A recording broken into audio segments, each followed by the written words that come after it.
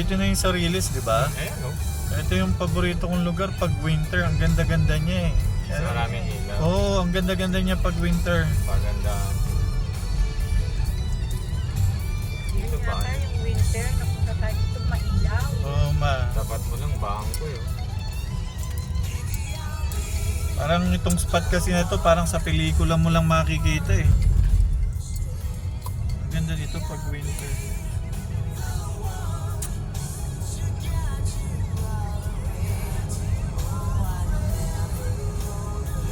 Masarap din ang pakiramdam sa sa Times Square, sa may New York.